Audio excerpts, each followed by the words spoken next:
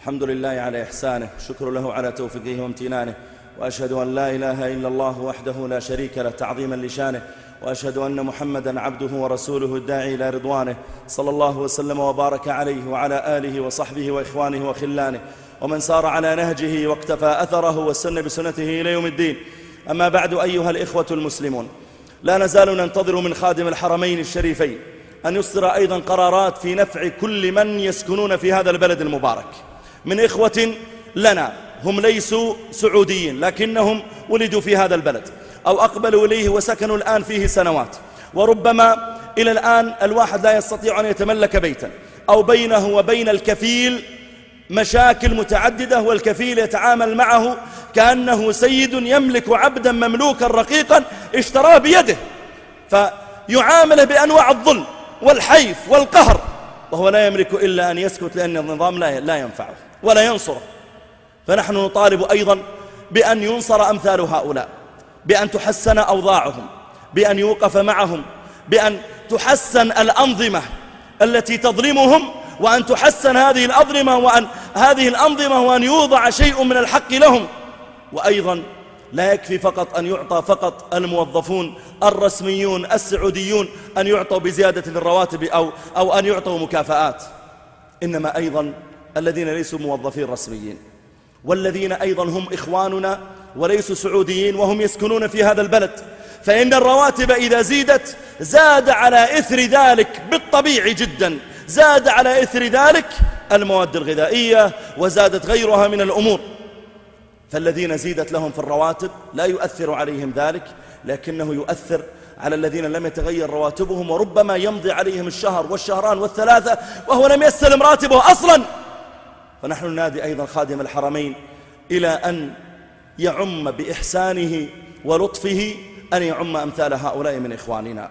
ونحن لله الحمد في بلد غني، مملكة فيها ثلث المخزون من النفط في العالم، وهي من أقوى بلدان العالم، لا في السياحة الدينية من يأتينا معتمرا وحاجا، ولا من ناحية بيع النفط ولا البتروكيماويات ولا غير ذلك.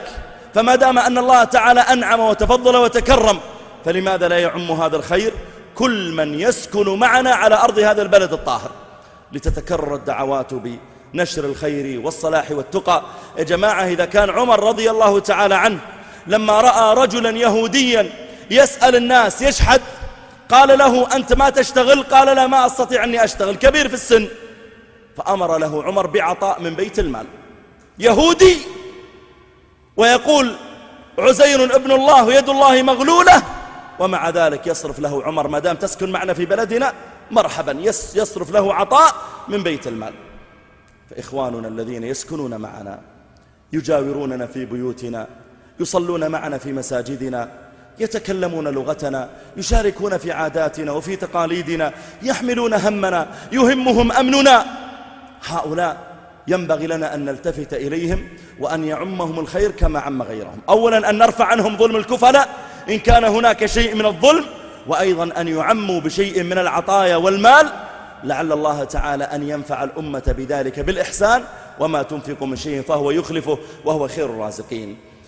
ولا يفوتني أخيرا أن أدعو لإخواننا في ليبيا، وندعو والله بكل ألم لإخواننا في درعا في سوريا، وأن ندعو أيضا لإخواننا في البحرين بأن يحفظهم الله من كيد الرافضة أعوان المجوس، وأن ندعو الله تعالى لكل من يحمل هما أو يذوق ظلما، هؤلاء لهم حق علينا في أن ندعو لهم وأن نقف معهم بما نستطيع.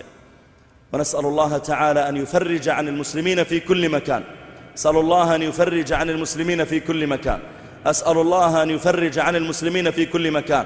اللهم ول على المسلمين خيارهم، اللهم أبعد عنهم شرارهم يا قوي يا عزيز. اللهم أعز الإسلام والمسلمين، واخذل الشرك والمشركين، ودمر أعداءك أعداء الدين، واجعل بلدنا هذا آمنا مطمئنا وسائر بلدان المسلمين يا رب العالمين. اللهم أصلح أحوال إخواننا في اليمن، اللهم اجمع كلمتهم على أحبهم إليك وأكثرهم طاعة لك يا ذا الجلال والإكرام. اللهم أصلح أحوالهم في ليبيا، اللهم وفي سوريا وفي البحرين وفي مصر وفي تونس وفي كل أرض من أرضك، وفي فلسطين والعراق وكل أرض من أرضك يا ذا الجلال والإكرام يا رب العالمين.